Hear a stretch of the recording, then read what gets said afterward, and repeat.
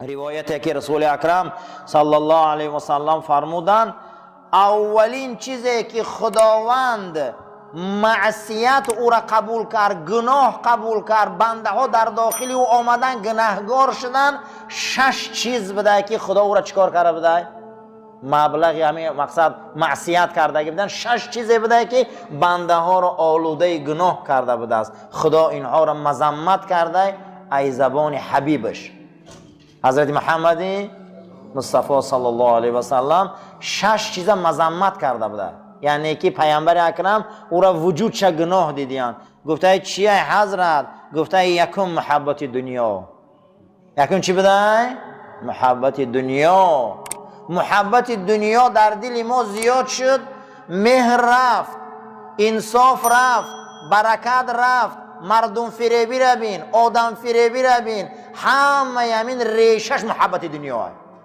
ای همین جهت خداوند دنیا را مکان و نقطه معصیت گفته بوده، گناه است. انا همین دو آلوده میشه بوده. یکمشان همین است. دوم گفته محبت ریاست. اینو می امروز میبینه که برای این کرسی ها، برای این حکمرانی ها چی تهمت ها میکنن در حق دیگریش، چی برنامه ریزی ها، چی مبارزه ها، چی آدم نسکنی ها، چی آدم از بین بری ها. این برای چیه؟ محبت همون کرسی و ریاست. در وجود این گونه محبت نکنش ما زیاد که در وجودش معصیت بده. سیوم گو محبت خوراک خوری ها. کدام خوراک خوری ها؟ همون خوراکی ده که محبت کردی دیگه نمیدونی او ای حلال و ای حرام اومده است، ای شبهه اومده است. بسیاری بعد گفته شکم پرست نشوی. آدمای شکم پرست نمیدونن که ای حرامه یا ای شبهه نمیدونن دیگه. پیامبر میگه در وجود این شکم چرانی ها ما معصیت دیدم. چهارم گفته محبت زنهای بیگانه. محبت زنهای بیگانه را وجودش معصیت. شما باور کنید عزیزو، امروز یک شکایت های زنها میبیاند همینجا از روی همین مردهای زنجلاب. باور کنید همین خیلی زندگی را نکردنش خوبه. باور کنید یک روزای محرمانه را همونجا کشف میکنن، یک گپا یا صحبت ها میشوه. محبت زنهای نامحرم بسیار نکنه. گفته که این اخلاق رذیله.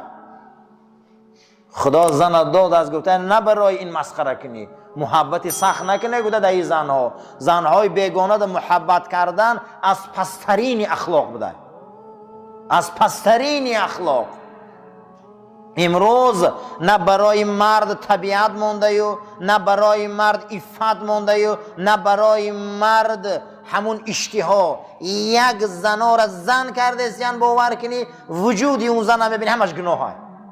چه خیلی همین طبیعت های پست پیدا شدن بچه های جوانی و زیراده. مرد باید طبیعت داشته باشه. مرد باید از زنی بسم الله الرحمن الرحیم داشته باشه. زن یا مرد اخلاقا پست شد. پیامبر گفت محبتی زنهای بیگانه داده نشوه که حیفتان میکنه. اخلاقای رذیله انمین ده گفت. پنجم گفت محبت خواب از حد زیاد. خواب از حد زیاد آدم غافل میکنه. آدم از بسیاری خوبی ها از روی همین خوابی به معنی است. خوابی به معنی آدم به توفیق میکنه. خوابی به معنی آدم قشاق میکنه. خوابی به معنی آدم غفلت زده میکنه. خوابی به معنی انسان جاهل میکنه. جای غافل جاهل بد اخلاق جهنم است. باید مسلمان از خوابی بسیار هم پرهیز کنه. ششم از حد زیاد معیشت رو راحت کردن. راحتی از حد زیاد و معیشت از حد زیاد هم آدم غافل میکرده است. در وجود این 6 چیز جناب پیغمبر گفت از رمکش برای گفت من جنایت دیدم. ای زبان خدا مذمت شده بوده. پیش حضرت عمر رضی الله تعالی عنه آمدن که کدام عمل افضل است؟ امیر المؤمنین گفت کسی خدا و رسول دوست داره و دنیا را برای خدا و دین پیغمبر فدا کنه. خشا به حال آدمایی که انی کار کنه. دنیای داره او را در رای رسولش تیه، در رای خدا تیه، در رای آیین رسولش تیه. حضرت ابوبکر رضی الله تعالی عنه یگان کپکش نماده همش فدای دین رسول الله کرد. جناب پیغمبر میگه ایمه دنیا امیدی فایده نکردم، اما از پول و مال ابوبکر فایده دیده. من همین دنیا گفتم هیچ فایده طلب نکردم، پول دارو مال دارو، اینقدر پول و مال زیاد داری فدای دین رسول الله کنه، برای دینش خرج کنه، رنگ ابوبکر صدیق نامون میمونه.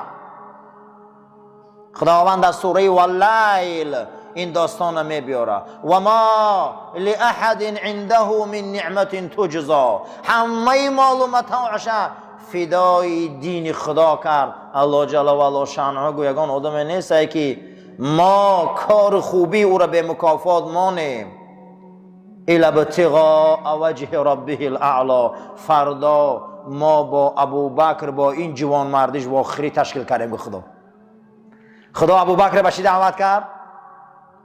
واخری آفرنده این زمین و آسمان ابوبکر دعوتنامه واخری داد.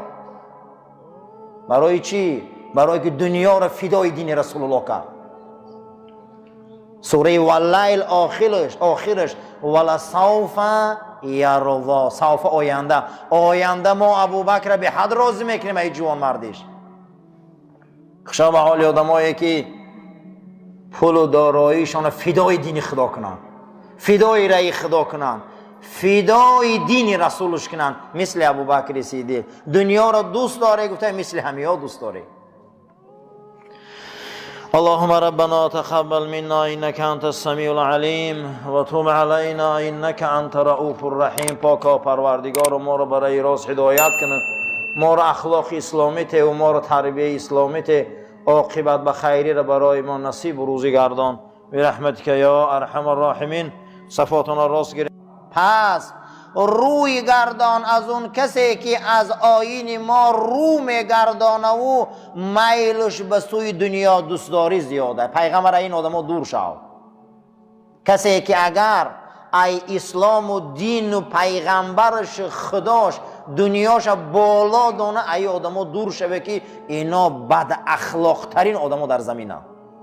اینا اخلاق ما رو رسوا میکنن، اینا فرزندای ما رو از برنامه میبرارن، اینا مردم به خدا میکنن، اینا شب کلوب های معیشتی میسازن، اینا میکنن هزار نقطه های معیشی، اینا پروای سلامتی فرزندای ما ندارن. از اینا دور باش. ذالک مبلغهم من العلم ان ربک هو اعلم بمن ضل عن سبیله و هو، پروردگارت میدانه. ذالک مبلغهم من العلم، اینا رو میگن از علم و معلومات همین قدم میگه عقلیو میرسه. عقلیو میگه همین قدم میرسه. چند قدم میرسه؟ عقل و فراست اینا میگه همین قید دیگه. به خاطر دنیاش این پروای قیامتش نداره، به خاطر دنیاش این پروای رسولش نداره، به خاطر دنیاش این پروای ابرو نداره، به خاطر دنیاش این پروای یگون چیز نداره. ذالک مبلغهم من العلم. آرام باشه بچه ها، نرسید عصبی آدم ده. ذالک مبلغهم من العلم یعنی که انا همیه میگه مبلغ علم همی قمی فهمن میگه. یک انسان میبیا یک انسان خونش تعریف میکنه، اوه همون قمی فهمه، این دزیغ نشوه و خدا هم که فراست داده. یک انسان دیگه میبیا مول یا آدم تعریف میکنه و خدا میگه همون قمی فهمه او و دزیغ نشوه و خدا همون اخلاق داده. یا آدم میبیا یک کاری دیگر را وصف میکنه حیران میشی. یک انسانی هسته که یک آدم خوردنش تعریف میکنه، وصفش تعریف میکنه. ذالک مبلغهم من العلم، اینا میگه همین قدانش دارن آخی، اینا نمیدونن اولی او حیاتی بعدی مرگی را، اینا نمیفهمن خدمت رسول الله را، اینا نمیفهمن خدمت این علما را، اینا نمیفهمن خدمت این مسجد را، اینا نمیفهمن میگه خدمت این مسجد را، اینا نمیفهمن میگه. اینا مبلغ علمشون همیقه های. اما خدای تو میدونه که کی هدایت مییابه کی هدایت نمییابه. او خودش میدونه. کسی را که دانست برای او علم اخلاق و تربیت میتیه. اگر قبول نکنیم هر روز اگر ما صحبت کنن و یگون منفعت نمیرسودم ده. برای اون که اسلام تربیتش پره های. وقتی مسلمان که اخلاق نداشته باشه و این نمیشه و عزیزا میگفتن که خاک قاق در دیوال نمیچسبه. برای همین او دا تر میکنی. خاک تیاره، تر کردن او اخلاق ما که او را ما لای کنیم و در همون چیز راست کنیم. برای همین همیشه اسلام دینی تربیت های، ما را روز تربیت کرده است.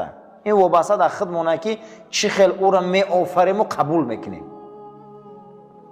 چگونه که یک کودک به کوچه میگذره که تولستوی در بالای یک استول کلان شتگی بده این خرکا ده و کودک سلام میتیه او میگه سلام علیکم تولستوی میگه هنر چیست؟ تولستوی نمیدونه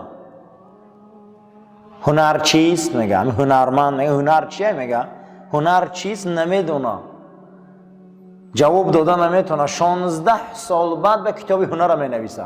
16 سال همین گپ تولستوی حامله دار میکنه.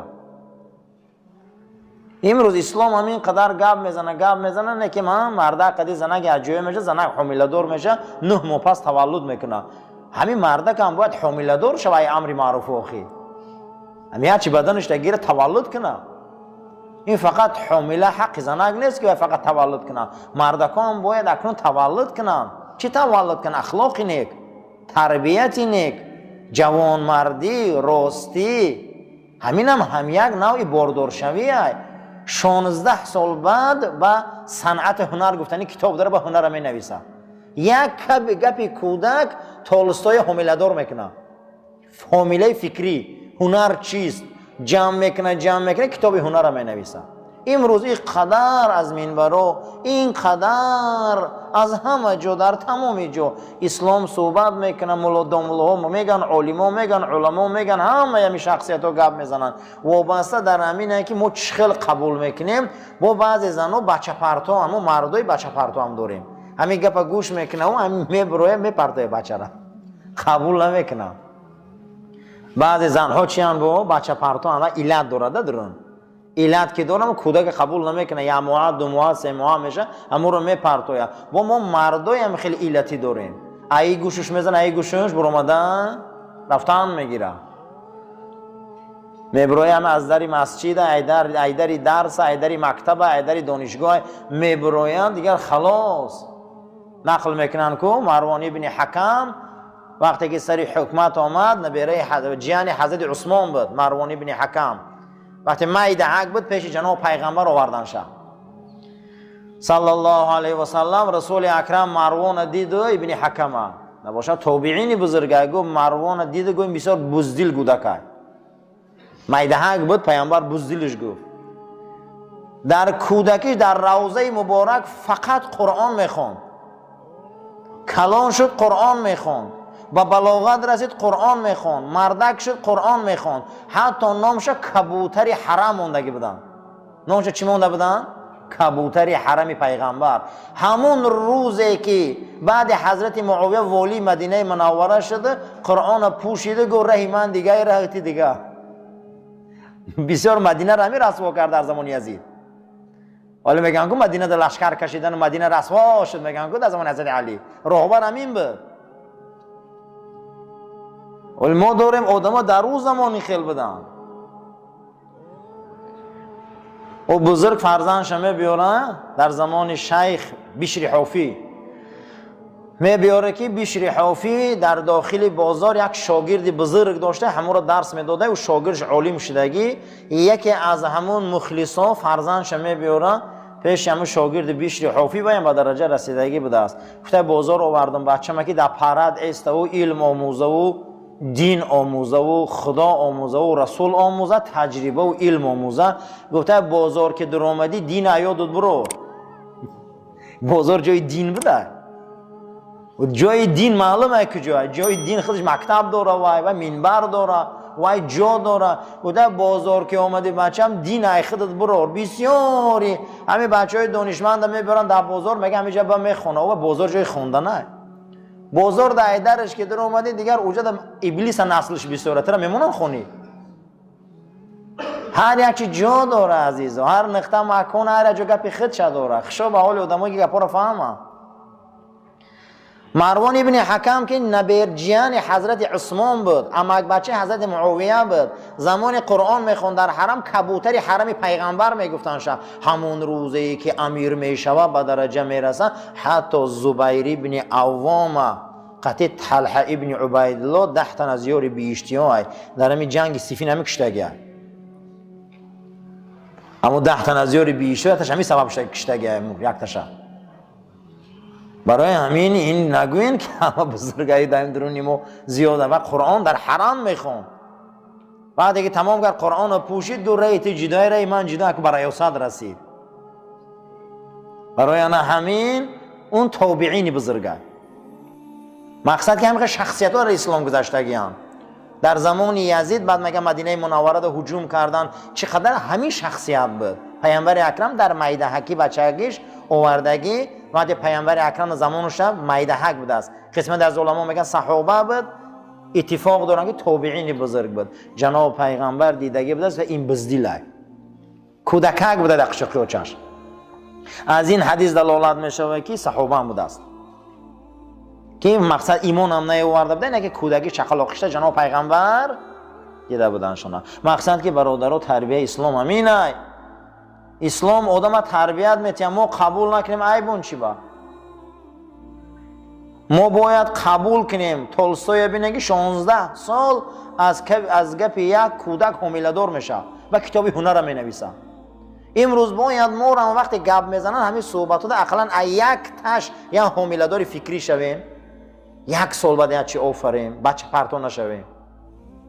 بسیار ما نمیخواه بچه پرتویم، صحبتای نغز گوش میکنیم، خیلی راحت میکنیم، وقتی بعد 5 دقیقه بیرون میبرویم ای گوش در اومده این گوش بر اومده رفت.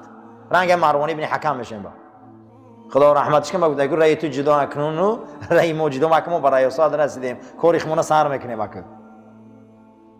برای همین باید قرآن ما را اخلاق تیا تربیت تیا اخلاق خودمان میتیم و تربیه را اسلام میتیم. اسلام دینی تربیه. خب اکنون ما درباره اخلاق و تربیت صحبتامون آغاز میکنیم.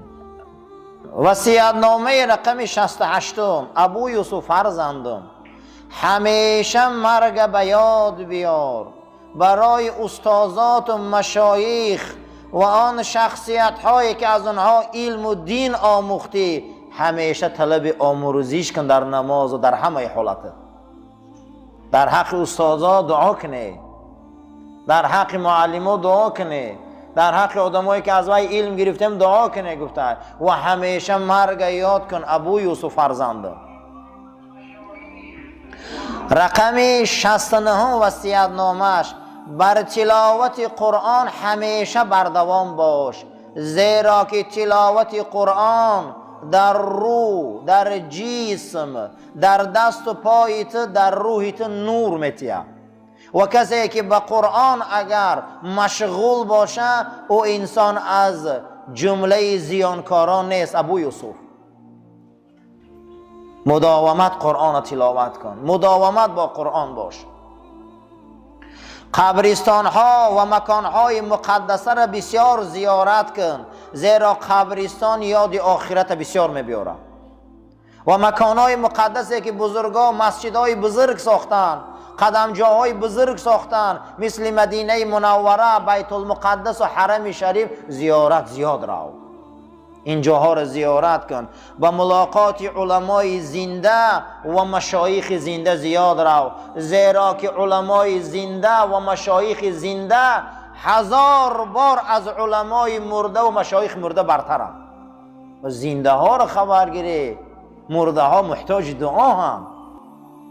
از اینکه دیگه عالم خبرگیری هم از بین رفت. خدا رحمت کنه. موسویدای پیشتر را هر هفته خانه عالی میرفتن، هر هفته در صحبت یا عالی میشتن پیشتر بزرگا. از اینا که از بین رفت، این چیا گم شد، این عنان، این فرهنگا رفت. در همه کوهستانا هم علما را هر هفته خبرگیری میرفت، در صحبتاش میشیشت.